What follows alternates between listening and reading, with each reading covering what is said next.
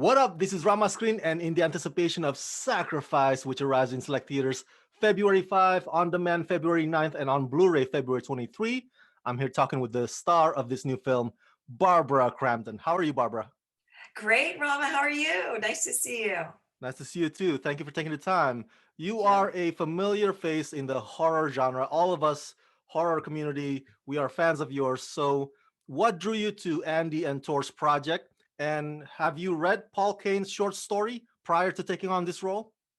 Yes, I read it, and but also Sean Knopp, who was one of the producers of the film.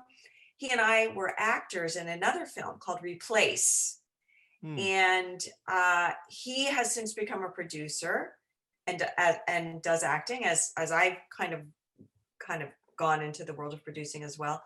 And he called me up and said, "Look, I'm doing this movie and we think you'd be great for this role. And would you like to do it?" And it's based on the short story, and it's kind of a folk tale, but it also has this sort of Lovecraftian feel to it as well, even though it's not based on any Lovecraft story.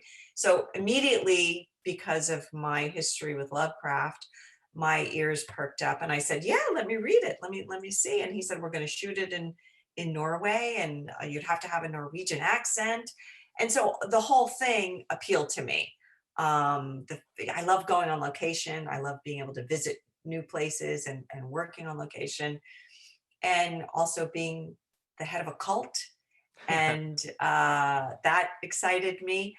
And having the challenge of having a Norwegian accent, Hmm. which I worked on for a couple of months, that intrigued me. And so I hadn't really met Andy and Tor. Just we had a couple of Zoom calls, and so I said, or I think it was Skype at the time. Actually, now we're all using Zoom. But I really liked the script, and I loved my part, and I said, "Yeah, I'd love to do it." So I've never been to Norway. Was that your first time there? How are the locals yeah. there? How was filming there? You don't want to leave, just like in Sacrifice. You get there and you don't want to leave because it's so beautiful. Gorgeous. The location, as you can see from the movie, was just gorgeous. Water everywhere, mountains everywhere, very rural. The people are super, super nice. It was just a gorgeous place to film. Yeah, I loved being there. Fun question. Did you get to take home the cop uniform or the robe as a souvenir from the set? I think they rented the policeman's uniform. Ah. And so they said we had to be really, really careful with it. So don't eat with it on. So no, I didn't get to keep that. I should have kept a robe. That would have been a good thing to keep, but no, I should ask for one of those. Yeah, no, we had these medallions that we wore Yeah. when a necklace, and I didn't keep one. I didn't keep anything. I'm going to ask them for something because it's always nice to have a souvenir from the film. Agreed. Now, when you work with younger actors probably who haven't been in the horror genre Mm. as long as you Hmm. have, Ludovic and Sophie, do they come up to you for advice, for pointers, anything like that? Not really. I mean, I have to say, I don't know how much they really knew about horror movies. Mm, I don't think it was kind of a new experience for them. mm, But I have to say, both of them were extremely gifted performers. You never know who you're going to get to work with when you're just a hired actor. Sometimes the people are famous and you know who they are. And so you kind of know what you're going to get. But I had no idea who I was going to be working with. And we rehearsed a lot before we started filming. I think I got there maybe a week ahead of time, and we ran the scenes a lot, mostly with well, a little bit with Andy, but mostly with Tor, because Andy was our DP, mm. as well as one of the writers and producers and one of the directors, but he was mostly behind the camera.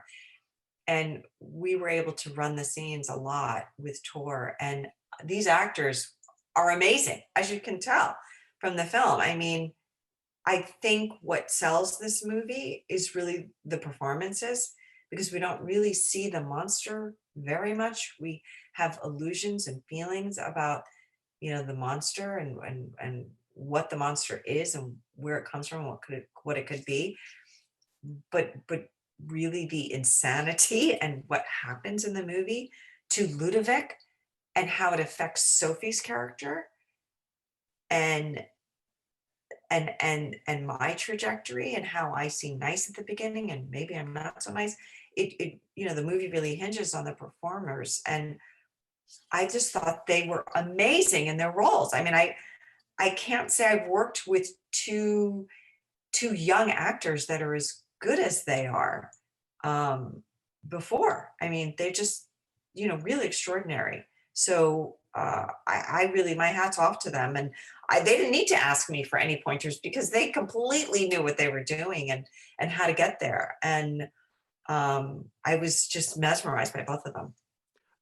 Elves, leprechauns, Slenderman, the slumbering one. I mean, like, Yes. let me ask you, what these urban legends and urban creatures and mythologies, what do they say about us, mankind? What do you think?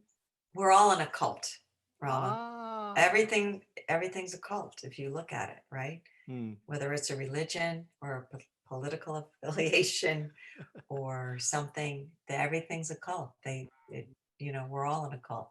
I like that. That's a good take. Yeah. Now, finally, Barbara, what do you find most rewarding about being part of the horror genre? What do you find personally rewarding about starring in horror films? I think that horror is, at its core, is really about empathy for others going through extreme situations and facing your fears. So I feel like working in the horror genre has given me an opportunity to really deeply look at my own fears and be able to feel like I can overcome anything. And I think that's why the fans maybe love horror movies too, because you see in yourself the potential to be a survivor, to be somebody who can fight back at something that is disastrous that's coming your way, and be effective at winning over those odds and surviving, because I think we all sort of identify with the survivor. And I think there's so much fear and so much anxiety and tension that is in our own worlds of growing up in society, that if we can face our fears and overcome them, then it gives us some solace, to continue on. And so I think horror movies really provide a great service as a genre. All right, for my fans at home, go check out Sacrifice, arriving in select theaters February 5, on demand February 9th, and Blu-ray February 23. Barbara, thank you for talking to me, and congratulations. Thank you, Rama.